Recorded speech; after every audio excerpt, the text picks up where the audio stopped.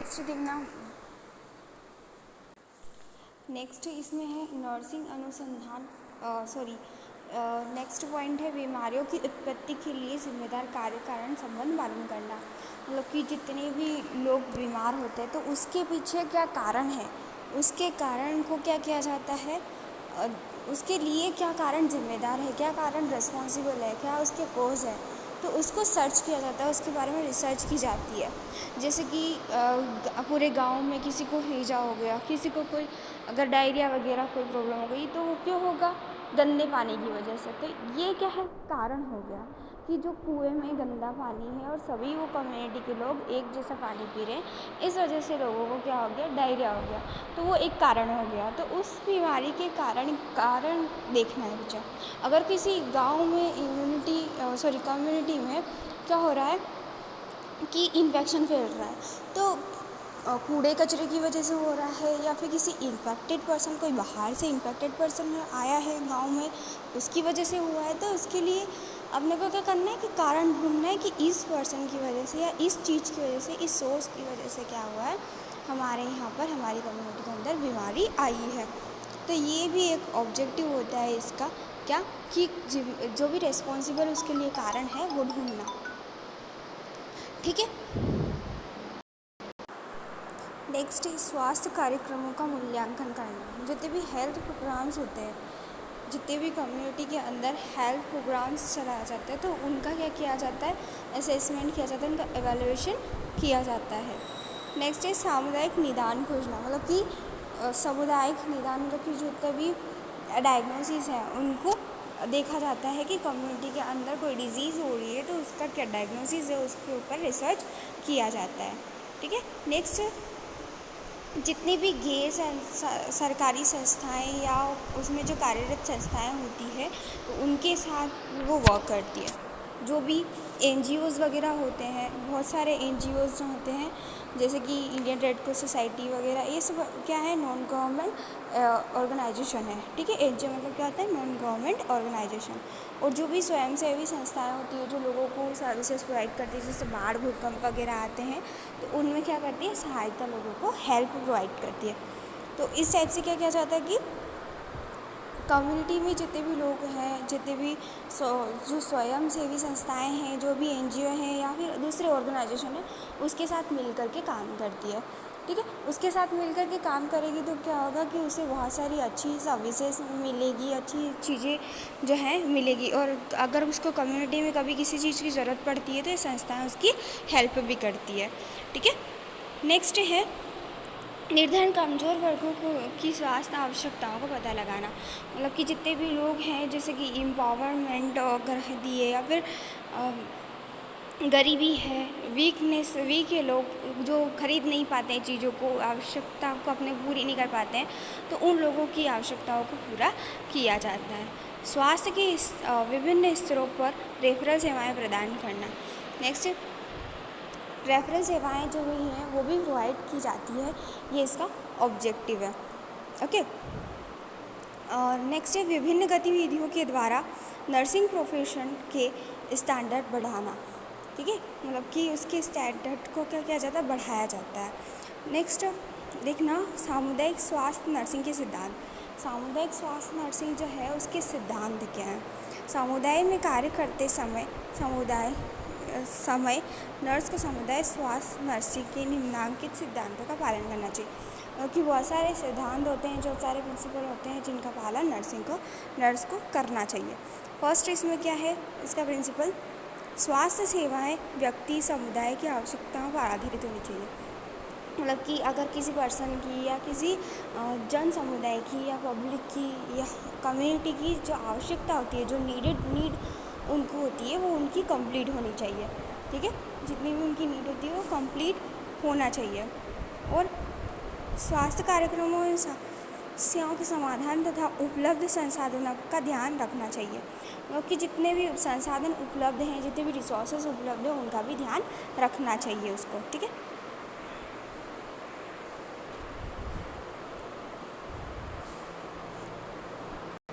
Next है स्वास्थ्य सेवाएं उपलब्ध बजट कार्मिकों एवं सुविधाओं के अनुसार पूर्णतः व्यवहारिक होनी चाहिए। मतलब कि पूरा जैसा हेल्थ सर्विसेज है उसका बजट तैयार करना, और उसमें जितने भी सुविधाएं, जितनी हमें रिसोर्सेज चाहिए होते हैं उतने ही हमें क्या होना चाहिए, रिक्वायर्ड, जितनी चीज़ें रिक्वायर्ड है उतनी ही चीज़ें होना चाहिए। जैसे कि कोई रिसोर्सेज हमारे पास पहले से अवेलेबल है तो वो हमें वापस से नहीं मंगवाना चाहिए, उसे हमें क्या करना चाहिए, वापस से उसका बजट अच्छे से तैयार करके और फिर देना चाहिए। नेक्स्ट, परिवार को इकाई मानकर सदस्यों को नर्सिंग सेवाएं प्रदान करनी चाहिए। मतलब कि जितने भी लोग हैं कम्युनिटी के अंदर, तो उन्हें एक परिवार का हिस्सा मान करके हमें उसे सर्विसेज प्रोवाइड करना चाहिए, जिससे आसानी होती है लोग भी हमारे साथ कोऑर्डिनेशन करते हैं। सहभागिता मतलब क्या होती है, कोऑर्डिनेशन होता है। ठीक है। नेक्स्ट, सामुदायिक स्वास्थ्य नर्सिंग में शिक्षण एक महत्वपूर्ण भाग है, क्योंकि एजुकेशन जो है वो बहुत महत्वपूर्ण इसमें हिस्सा होता है, बहुत इम्पोर्टेंट पार्ट होता है। ठीक है। स्वास्थ्य शिक्षण पूर्णतः नियोजित परिस्थितियों के अनुरूप वैज्ञानिक रूप से सत्य तथा प्रभावी होना चाहिए।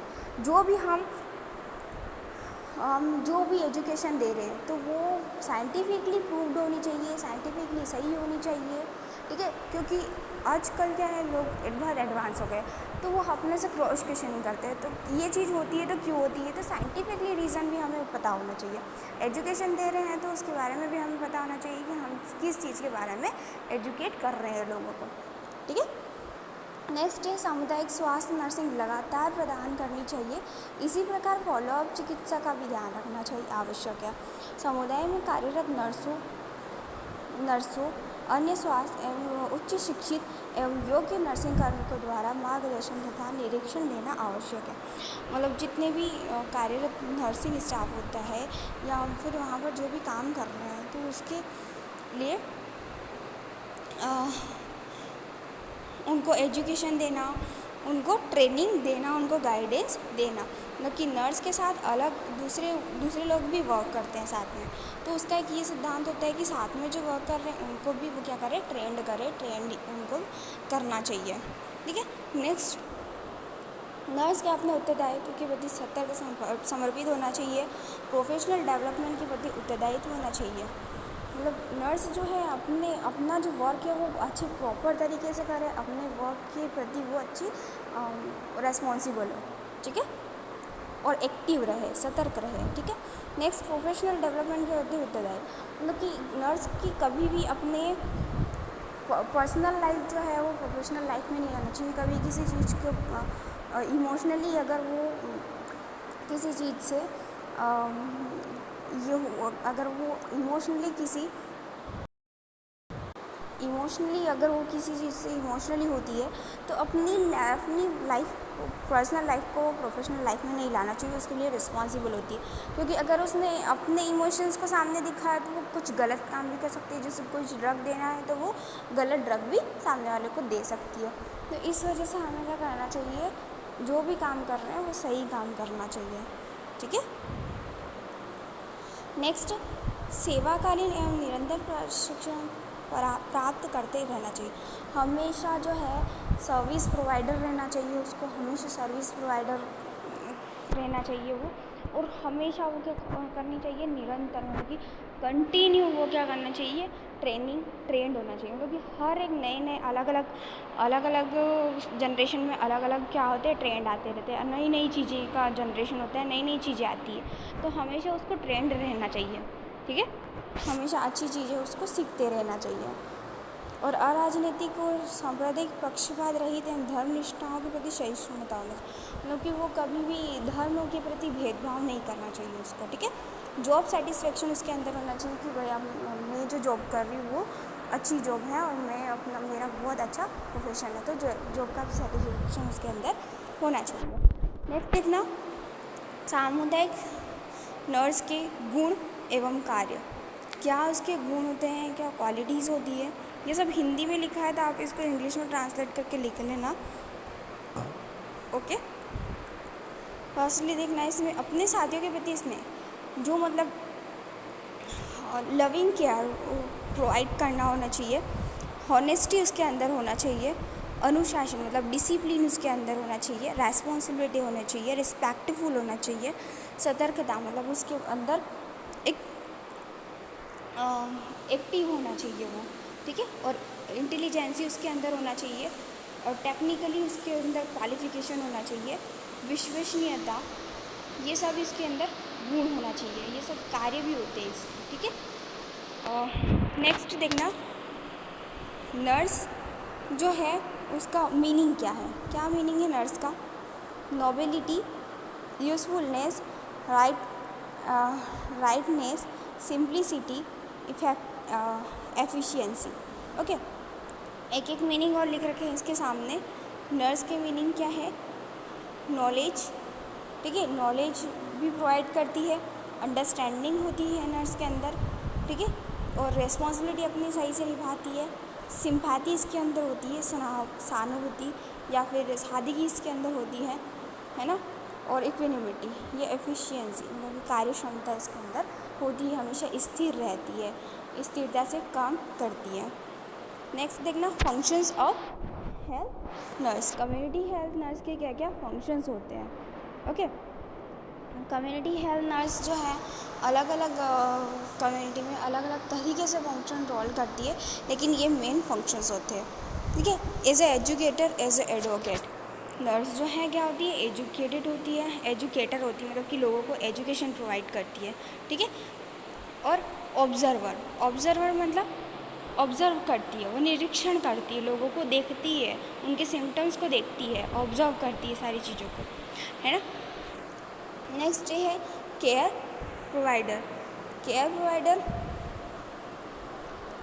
मतलब कि वो क्या करती है? लोगों को केयर प्रोवाइड करती है, इसलिए इसे केयर प्रोवाइडर भी बोला है। एडवाइज़र मतलब कि वो सलाहकार होती है, सलाह देती है लोगों को, इसलिए उसे एडवाइज़र बोला है। मैनेजर, वो सभी लोगों को मैनेज करती है, सारे रिसोर्सेज को मैनेज करती है, सारी चीज़ों को मैनेज करती है, इसलिए इसे मैनेजर भी बोला है। प्लानर, वो प्लान भी करती है, एक डिजीज़ को प्रिवेंट करने के लिए बहुत सारी चीज़ों को प्लान बनाती है और उस प्लानिंग को इम्प्लीमेंट करती है, इसलिए इसे प्लानर भी बोला है, ठीक है। ऑर्गेनाइज़र, ऑर्गेनाइज़र मतलब व्यवस्था करने वाला, क्योंकि वो व्यवस्था भी करती है सारी चीज़ों की, अगर कोई रिसोर्सेज कम हो जाते हैं तो उसकी कमी को पूरा करती है, ठीक है, तो इसलिए उसे ऑर्गेनाइज़र भी बोला है।